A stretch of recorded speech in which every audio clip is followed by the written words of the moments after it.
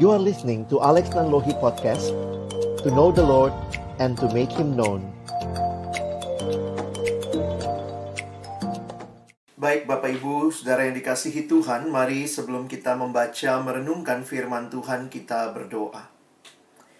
Bapa di dalam surga, kami bersyukur, berterima kasih untuk cinta kasih dan anugerah-Mu yang Tuhan berikan kepada kami sehingga hari ini kami bersama-sama boleh datang beribadah, memuji, memuliakan nama-Mu, dan tiba waktunya bagi kami juga untuk membuka firman-Mu ya Tuhan. Kami akan membuka firman-Mu, kami mohon bukalah juga hati kami, jadikanlah hati kami seperti tanah yang baik, supaya ketika benih firman Tuhan ditaburkan, boleh sungguh-sungguh berakar, bertumbuh, dan juga berbuah nyata di dalam kehidupan kami. Berkati baik hamba-Mu yang menyampaikan, setiap kami yang mendengar. Tuhan tolonglah kami semua, agar kami bukan hanya menjadi pendengar-pendengar firman yang setia, tapi mampukan dengan kuasa dan pertolongan dari Roh-Mu yang kudus, kami dimampukan menjadi pelaku-pelaku firman-Mu di dalam kehidupan kami. Bersabdalah ya Tuhan, kami umat-Mu sedia mendengarnya. Di dalam satu nama yang kudus, nama yang berkuasa, nama Tuhan kami Yesus Kristus, kami menyerahkan pemberitaan firman-Mu. Amin. Shalom, selamat pagi Bapak Ibu Saudara yang dikasihi Tuhan. Saya sungguh bersyukur boleh hari ini sharing firman Tuhan dengan Bapak Ibu Saudara sekalian dalam situasi yang mungkin tidak seperti biasanya. Kita hanya melalui Zoom meeting seperti ini, tetapi saya percaya bahwa kehadiran Allah yang utama itulah yang sebenarnya membedakan ibadah kita, entah itu offline maupun online. Kita berharap melalui perjumpaan pribadi dengan Tuhan, ada pembaharuan yang Tuhan kerjakan bagi kita. Saya menyiapkan presentasi PowerPoint untuk kita sama-sama mengikuti pembahasan hari ini. Silakan bisa ditampilkan. Dan kita akan sama-sama melihat tema yang diberikan kepada kita dengan judul Ebenezer. Dan ini kita sama-sama akan mengambilnya di dalam 1 Samuel pasal yang ke-7, ayat yang kedua sampai dengan ayat yang ke-17. Bapak Ibu, saya sudah tuliskan ayat-ayatnya di screen, jadi nanti kita akan membaca mengikuti apa yang muncul di screen sehingga kita tidak bolak-balik. Kecuali kalau mungkin di samping Bapak Ibu ada Alkitab cetak, silakan bisa dilihat.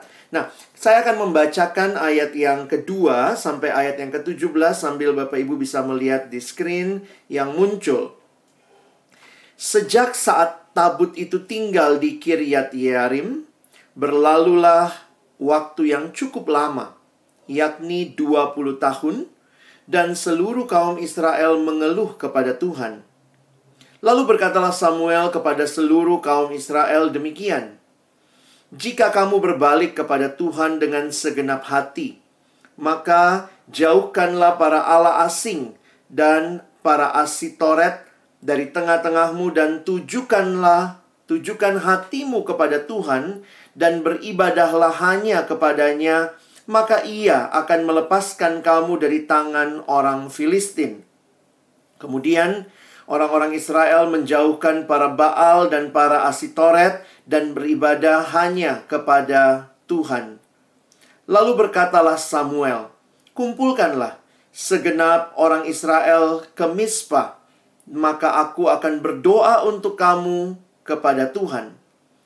Setelah berkumpul di Mizpah, mereka menimba air dan mencurahkannya di hadapan Tuhan. Mereka juga berpuasa pada hari itu dan berkata di sana, "Kami telah berdosa kepada Tuhan." Dan Samuel menghakimi orang Israel di Mizpah. Ketika didengar orang Filistin bahwa orang Israel telah berkumpul di Mizpah, majulah raja-raja kota orang Filistin mendatangi orang Israel.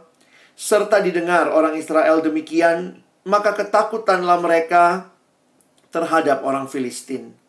Lalu kata orang Israel kepada Samuel, "Janganlah berhenti berseru bagi kami kepada Tuhan Allah kita, supaya Ia menyelamatkan kami dari tangan orang Filistin itu." Sesudah itu Samuel mengambil seekor anak domba yang menyusu, lalu mempersembahkan seluruhnya kepada Tuhan sebagai korban bakaran. Dan ketika Samuel berseru kepada Tuhan bagi orang Israel, maka Tuhan menjawab dia. Sedang Samuel mempersembahkan korban bakaran itu, majulah orang Filistin berperang melawan orang Israel.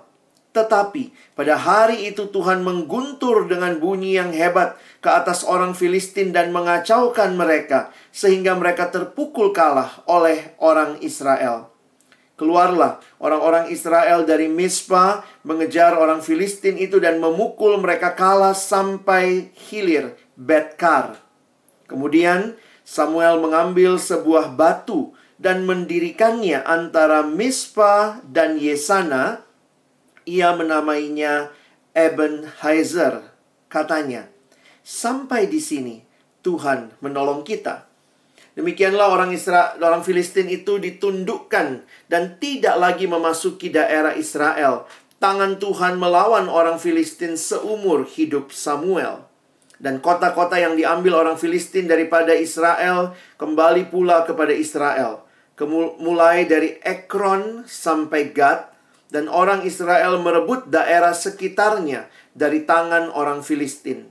Antara orang Israel dan orang Amori ada damai. Samuel memerintah sebagai hakim atas orang Israel seumur hidupnya.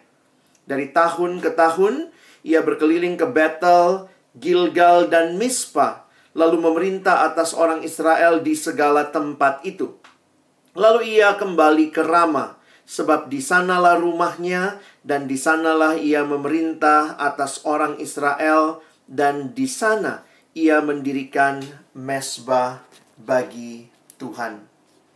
Bapak, Ibu, Saudara yang dikasihi Tuhan, apa yang baru saja kita baca merupakan pengalaman bangsa Israel ketika Israel menghadapi situasi berada di bawah penaklukan orang Filistin. Saya pikir ini tidak bisa dilepaskan dari peristiwa yang Bapak, Ibu, Saudara bisa baca di dalam 1 Samuel pasal yang keempat. Ketika tabut Tuhan dirampas. Ketika itu kita melihat bagaimana dalam konteks dalam konteks namanya bangsa yang berperang pada waktu itu, maka penghayatan yang berperang itu bukan hanya bangsanya, tetapi Allah bangsa itu. Karena itu kalau kita melihat umat Israel mencoba membawa tabut ke tengah-tengah perang itu, tetapi pada hari itu juga kita melihat bagaimana mereka mengalami kekalahan. Di dalam banyak tafsiran, banyak yang mengatakan nampaknya ini yang mereka pahami karena itu juga yang dibawa oleh bangsa-bangsa lain. Karena kalau peperangan antar bangsa, maka yang dianggap berperang itu adalah dewanya. Tetapi Tuhan mau menyatakan kepada Israel bahwa kemenangan mereka bukanlah kemenangan karena membawa simbol-simbol kehadiran Tuhan, yaitu membawa tabut. Karena ini jadi seperti mistis ya. Kalau ada tabut ini kita pasti menang. Tetapi hari itu Israel sudah ada tabut dibawa ke medan pertempuran, tetapi mereka kalah. Ini menunjukkan bahwa kemenangan mereka bukan berdasarkan apakah ada tabut itu atau tidak. Tetapi Tuhan mau menyatakan lebih jauh lagi kepada mereka bahwa kemenangan mereka, keberhasilan mereka adalah karena ketaatan kepada Tuhan. Sehingga kalau kita perhatikan, tabut Tuhan kemudian dirampas dan kemudian dibawa ke Filistin. Dan disinilah kita melihat bagaimana Israel di dalam ketidaktaatan mereka menghadapi situasi yang tidak mudah. Coba kita lihat sebentar di dalam apa yang kita baca tadi. Kalau Bapak Ibu memperhatikan 1 Samuel pasal 7 ayat yang kedua. Ini waktu yang tidak singkat ya. Sejak saat tabut itu tinggal di Kiryat Yearim, berlalulah waktu yang cukup lama, yakni 20 tahun.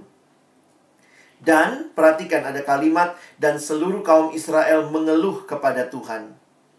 Nah, saya ingin mengajak kita coba lihat sebentar. Next slide yang ada petanya. Bapak Ibu nanti bisa lihat sebenarnya ya. Dari peta-peta ini bisa di zoom, bisa diperbesar di situ. Kita bisa lihat di mana Kiryat Yearim, di mana Ebenezer, di mana Mispa, di mana Rama. di mana Gilgal. Nah, ini semua daerah-daerah yang disebutkan di dalam apa yang kita baca. Nah, kita tidak akan masuk ke detail sejarahnya, karena kita mau mencoba menghayati perenungan ini di dalam konteks tema kita hari ini. Next slide. Saya mencoba membagi outline dalam 1 Samuel pasal 7 ini di dalam 3 bagian besar. Yang pertama, dalam ayat 2 sampai ayat 9, Bapak Ibu nanti bisa baca kembali, bisa melihat bagaimana Israel berdosa, dan kemudian mereka mengalami pemulihan ketika mereka bertobat dan datang kepada Tuhan. Lalu bagian yang kita baca di ayat 10-11 tentang Ebenezer, dan nanti ayat 15 sampai ayat 17 keterangan tentang Samuel sebagai hakim. Nah, Bapak Ibu Saudara yang dikasihi Tuhan, saya ingin sedikit menceritakan konteks pada waktu itu. Kenapa Israel setelah mereka keluar dari Mesir, Tuhan bawa mereka diselamatkan dari Mesir, tetapi kemudian mereka masih begitu rupa beribadah kepada Allah-Allah bangsa lain, termasuk Allah bangsa Kanaan, bangsa yang mereka datang dan masuk menduduki tanah Kanaan tersebut. Nah, di dalam konteks pada waktu itu, kita harus memahami bahwa konteksnya adalah politeis. Sementara Allah Israel adalah Allah yang menyatakan dirinya sebagai Allah yang menguasai alam semesta. Pada waktu itu konteksnya, setiap teritorial itu ada Allah yang menguasai. Jadi Allah Mesir, dia berkuasa di Mesir dan sekitarnya. Allah Kanaan, dia berkuasa atas Kanaan dan sekitarnya. Sehingga kalau kita memperhatikan, kalau moving sedikit dari satu tempat ke tempat lain, Allah mereka roaming, saudara ya. Karena dia hanya lokal begitu. Nah, tetapi Allahnya orang Israel, Yahweh, Tuhan, huruf besar semua, menyatakan kehadirannya sebagai Allah yang menguasai seluruh alam semesta. Sehingga waktu mereka di Mesir, Allahnya adalah Yahweh. Waktu mereka ada di Kanaan, Allahnya tetap Yahweh. Dan inilah yang Tuhan sudah nyatakan kepada mereka. Sehingga dosa Israel adalah karena mereka berzinah dengan menyembah Allah bangsa-bangsa lain. Dosen perjanjian lama saya menceritakan tentang kenapa Israel begitu rupa tidak bisa percaya sepenuhnya kepada Allah sebagai Allah yang berkuasa atas seluruhnya. Nah, kalau Bapak Ibu perhatikan, yang biasanya disembah, kalau kita lihat di dalam tulisan ini, kalau Bapak Ibu tadi membaca di dalam ayat yang kedua dan ketiga secara khusus. Lalu berkatalah Samuel kepada seluruh kaum Israel, jika kamu berbalik kepada Tuhan dengan segenap hati. Nah, apa yang dimaksud dengan berbalik kepada Tuhan? Maka jauhkanlah para Allah asing dan para Asitoret. Bapak Ibu, saudara yang dikasihi Tuhan, Allah Israel, Yahweh, memperkenalkan diri sebagai Allah semesta langit. Sebenarnya menarik untuk kita perhatikan istilah ini dalam terjemahan aslinya dalam bahasa Ibrani. Bahasa Inggris menerjemahkan The Lord of Hosts. Jadi Allah semesta langit, itu terjemahan Alkitab bahasa Indonesia. Tetapi dengan penghayatan aslinya The Lord of Hosts, itu menyatakan dia Allah pemimpin peperangan. Jadi menarik ya. Bapak Ibu, dia Allah pemimpin peperangan, sehingga atau dia the chief head of the army, dia Allah yang memimpin peperangan, dan itu penghayatan Israel terhadap Allah yang mereka sembah, yaitu Yahweh yang sudah memimpin mereka keluar dari Mesir masuk ke dalam tanah Kanaan. Tetapi begitu sampai ke tanah Kanaan, sulit loh percaya bahwa Allah yang pimpin peperangan itu juga Allah yang berkuasa atas tanah pertanian. Sehingga kalau Bapak Ibu perhatikan, Baal itu dewa, lalu Asitoret itu dewi. Ini Baal sama Asitoret katanya ini ya couple begitu ya. Itu adalah dewa-dewi kesuburan bangsa Kanaan. Itu yang disembah. Bapak Ibu perhatikan, selalu lawannya Yahweh adalah Baal, dewa-dewi kesuburan. Kenapa? Karena orang Israel sulit untuk percaya bahwa Allah Israel yang mereka kenal sebagai The Lord of Hosts Allah pemimpin peperangan juga tahu pertanian. Jadi sebenarnya ini masalah besar begitu ya, yang terus-menerus dari generasi ke generasi, sehingga waktu mereka masuk ke Kanaan, mereka merasa perlu memberi persembahan kepada dewa-dewi Kanaan, khususnya di dalam pertanian. Karena apa? Mereka sudah settle. Waktu dalam perjalanan dari Mesir, kan mereka padang gurun itu mereka makannya dari mana? Nggak ada tuh makanan yang diberikan dari tanah, Tuhan kasih. Nah, ketika mereka masuk settle di tanah Kanaan, dan ketika mereka mulai bercocok tanam, dan ketika mereka menuai hasil pertama dari tanah itu, maka dituliskan di Alkitab dalam kitab Yosua, maka mana itu berhenti turun. Ya, mananya berhenti turun. Sekarang mereka udah mulai makan dari hasil tanah itu.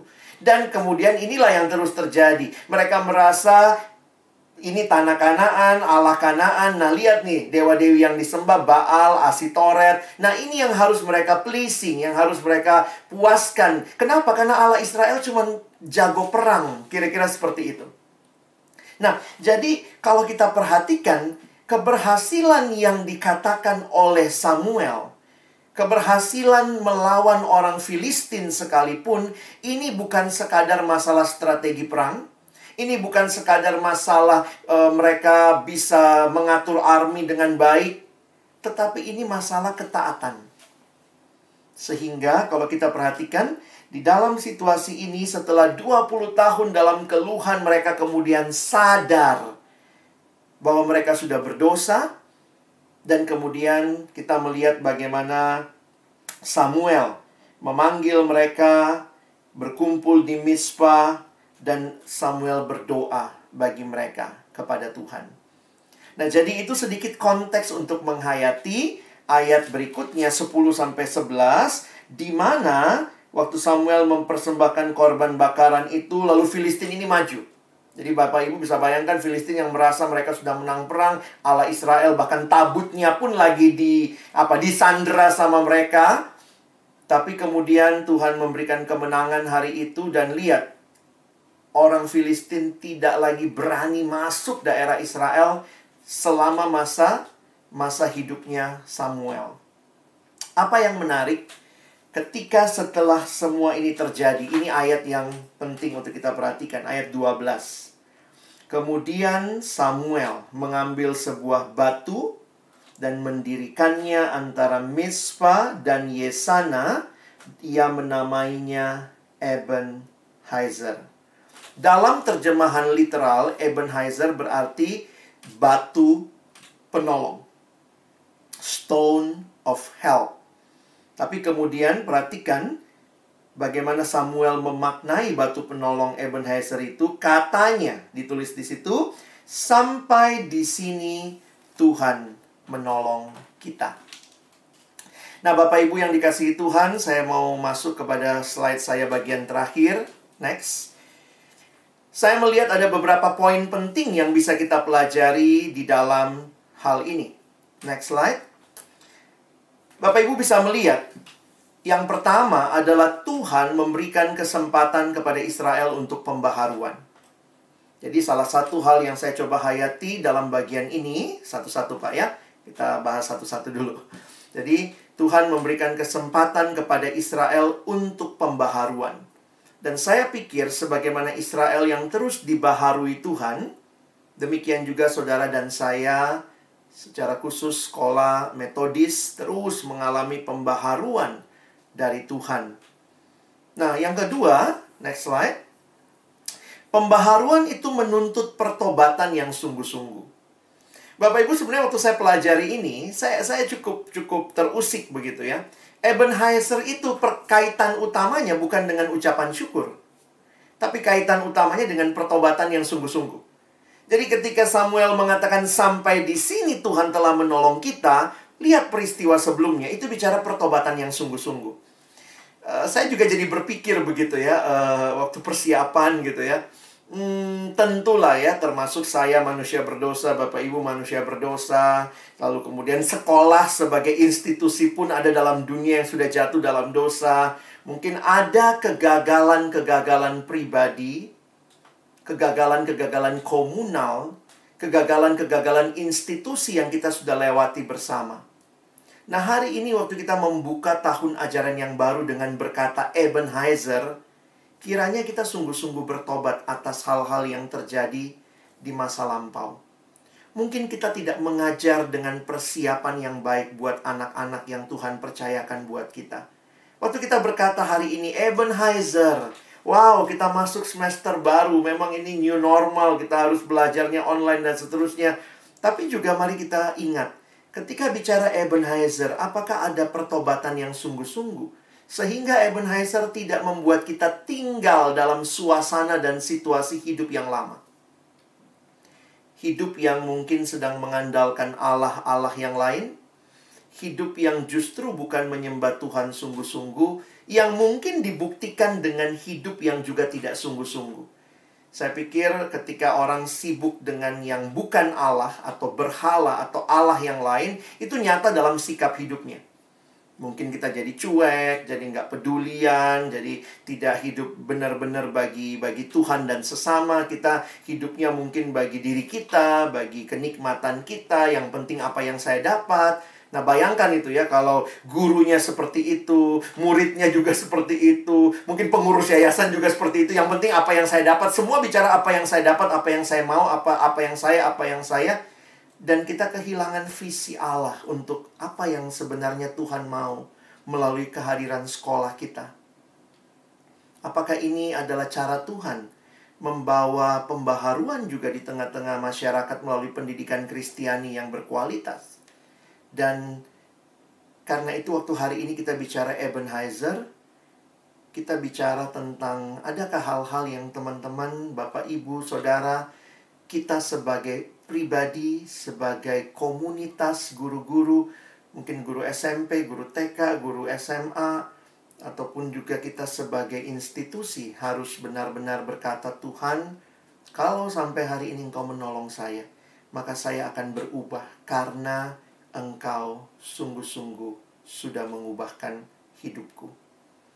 Dan nanti kalau Bapak Ibu tadi lihat, next slide, next point ya, saya melihat bahwa ini pertobatannya diuji, ya. Dan bagi saya yang menarik, Bapak Ibu bisa perhatikan ya, dikatakan jadi mereka Israel tuh benar-benar berhenti menyembah para Asitoret itu. Jadi bukan cuma komitmen di awal begitu ya, tapi benar-benar ada pembaharuan yang total. Dan akhirnya, next slide. Akhirnya sesudah itulah sebenarnya baru muncul keyakinan iman bahwa Tuhanlah penolong satu-satunya. Dialah penolong yang sejati. Jadi kembali lagi, sebenarnya yang membingkai Ebenezer ini adalah karya Tuhan, bukan karya kita. Kadang-kadang tanpa kita sadari, kita merasa Ebenezer itu karena saya sudah berkarya, ya sampai sini Tuhan sudah tolong saya. Benar sih, satu sisi benar ya. Tapi kalau lihat ceritanya, bahwa ternyata ketika bicara Ebenezer itu bicara tentang Tuhan kok yang kasih kesempatan Israel bertobat. Dan kemudian pembaharuan itu menuntut pertobatan yang sungguh-sungguh. Lalu kemudian itu bukan hanya di awal, tapi terus dilakukan ke depan. Dan keyakinan itu akhirnya meneguhkan bahwa memang Allah lah penolong satu-satunya. Bapak, Ibu, Saudara yang dikasihi Tuhan, kebiasaan ini nampaknya ditiru oleh para penafsir mengatakan bahwa Samuel meniru kebiasaan Yosua. Kalau kita lihat bahwa setiap kali Yosua sampai di satu tempat, dia mendirikan batu atau tugu peringatan atau mesbah. Dan itu sebenarnya pengingat, penanda tentang apa yang sudah Tuhan lakukan. Tetapi bagi saya ketika ketika Samuel mendirikan batu Ebenezer itu, batu penolong itu, sebenarnya itu pun telah menjadi satu peringatan akan adanya pertobatan yang sungguh-sungguh. Adanya pembaharuan yang total dan pembaharuan yang mau terus dihidupi. Ya. Nah, karena itu saya ambil refleksi bagi kita hari ini. Next slide. Menarik untuk memperhatikan Ebenezer dengan konteks demikian. Past, present, and future. Bisa balik ke yang tadi? Past, now, and future. Waktu menghayati Ebenezer, apa sih yang kita bisa hayati untuk hal yang berlalu? Nah, kita melihat dari cerita ini, bagi saya tetap ada ucapan syukur bahwa Tuhan pimpin sampai di titik ini. Tapi juga jangan lupa ada poin pertobatan. About the past, we thank God for His divine provision for us. Tuhan yang memelihara, Tuhan yang menolong. Tetapi juga kita benar-benar merindukan ada pertobatan yang sungguh-sungguh. Itu tentang past. Tentang masa kini, saya pikir kita bisa tenang, ya. Kita bisa tenang dan yakin. Karena Allah yang sudah memimpin, Allah yang sudah mengampuni, itu membuat kita tidak hidup di masa lalu. Bapak Ibu, kita nggak bisa ubah masa lalu, ya. Mungkin yang sudah terjadi, mungkin ada kekecewaan, kekeliruan, ada konflik antar pribadi, konflik satu sama lain, konflik dengan mungkin yayasan atau apa, ketidakpuasan. Bagi saya adalah itu hal-hal yang ketika kita lalui, sekarang ini kita bisa tenang. Ketika kita menghayati Tuhan sudah menolong sampai sejauh ini. Bapak Ibu, saya lihat banyak juga yang sudah cukup senior, berarti sudah cukup lama pengabdian di sekolah metodis. Bagaimana Bapak Ibu bisa menikmati pemeliharaan pertolongan Tuhan sehingga saat ini bisa tenang dan berserah kepada Tuhan. Dan untuk future, untuk masa depan, Ebenezer ini menjadi batu peringatan yang menolong kita untuk yakin bisa maju. Dengan kepastian bahwa ada Tuhan yang memimpin masa depan kita. Masa yang lalu, kita bersyukur, kita bertobat sungguh-sungguh. Masa kini kita bisa tenang. Dan masa depan kita bisa pede, confidence. Ini bukan pede ya. Kalau pede mah jadi percaya diri. Harusnya PT, percaya Tuhan ya. Kita maju karena kita percaya sungguh-sungguh Tuhan yang sama. Tuhan yang memimpin kita ke depan. Hari ini kalau kita sama-sama ibadah, kebaktian, mengawali tahun ajaran, saya harap ini bukan jadi kebiasaan. Aduh, mesti kebaktian begitu ya. Tapi jadikan ini batu peringatan. Next slide. Saya menuliskan begini ya. Menghayati bahwa Tuhan memberikan pembaharuan terus. Jadi Ebenezer itu mengingatkan ada pembaharuan terus dalam kehidupan umat. Dan Tuhan senantiasa menuntun umat sehingga kita benar-benar bisa percaya Tuhanlah satu-satunya penolong. Jadi Ebenezer itu terus mengingatkan kita Tuhan satu-satunya penolong. Nah, itu perjanjian lama. Menarik sekali dalam satu buku yang saya baca dalam persiapan seorang penulis bernama Tim Chester. Menariknya bagi perjanjian baru. Kalau di perjanjian lama Tuhan satu-satunya penolong begitu nyata, maka sebenarnya itu digenapi di perjanjian baru. Next slide, dia menuliskan begini. When you feel overwhelmed by your problems, or when you feel God has abandoned you, or when you feel threatened by the circumstances of your life. Menarik dia mengatakan, look to the cross. Look to the cross. Pandanglah salib itu. Lalu dia melanjutkan demikian. Next slide. The cross is our Ebenezer, the great declaration of God's help. Di perjanjian lama, batu penolong itu sebenarnya mengingatkan bahwa cuma Tuhan yang sanggup menolong kita. Karena itu bertobatlah kalau masa lalu kita, masa lalu yang penuh dengan kegagalan, maka masukilah ketenangan di masa kini dan keyakinan untuk menapak ke masa depan. Dan sebenarnya batu itu cuma mengingatkan Tuhan penolong, Tuhan penolong. Di mana lagi kita lihat Tuhan menolong kita yang sangat luar biasa? Lihatlah di salib itu. Karena itu saya senang sekali kutipan ini. The cross is our Ebenezer, the great declaration of God's help. Biarlah Bapak Ibu, next slide. Ebenezer, stone of help. Sekarang kita lebih jelas lagi karena digenapi dalam Kristus. Dialah penolong satu-satunya. Sehingga kita tidak hidup dalam masa lalu. Kita hidup dalam masa kini dan menapak masa depan. Mengawali tahun ajaran yang baru dengan terus meyakini pertolongan Tuhan. Tentu ada banyak hal yang mungkin harus berubah. Bapak Ibu harus adjustment. Harus cakap menggunakan teknologi dengan situasi seperti ini. Tapi mari pandang kepada salib Kristus. That is our Ebenezer. Kebaktian-kebaktian biarlah bukan hanya ritual, tetapi benar-benar kesempatan menikmati lagi kekuatan dari Tuhan yang menolong kita. Ketika kita mulai lesu, mulai agak malas dengan situasi belajar seperti ini, biarlah devosi-devosi setiap hari melalui kesempatan merenungkan firman secara pribadi, mungkin dalam saat teduh pribadi kita, dan juga kesempatan komunitas yang saling membangun, saling mengingatkan, itu menolong kita untuk terus meyakini bahwa Allah yang sudah menolong kita di masa lalu sedang berjalan terus bersama kita masuk ke dalam masa depan. Sebagai refleksi penutup pertanyaan ini, saya tinggalkan bagi kita memasuki tahun ajaran baru ini. Apakah saudara, Bapak, Ibu sekalian meyakini pertolongan Tuhan bagi hidup kita dan juga bagi pelayanan saudara ke depan? Tentu dalam hidup juga ada banyak pergumulan ya. Ada banyak kegagalan di keluarga, sebagai orang tua, ke anak-anak kita, sebagai pasangan, ke suami atau istri kita. Atau mungkin kalau belum menikah, sudah punya pacar, mungkin ke pacar kita. Atau mungkin juga sesama guru, sesama teman, di dalam permainan, di dalam pergaulan. Tapi ketika hari ini kita diingatkan, apakah kita yakin pertolongan Tuhan dan kita mau berserah kepada Tuhan untuk hidup kita, untuk pelayanan kita ke depan?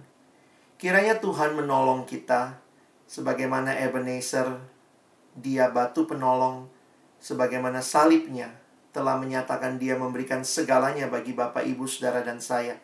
Masukilah tahun ajaran baru ini dengan keyakinan Allah setia menyertai kita. Amin.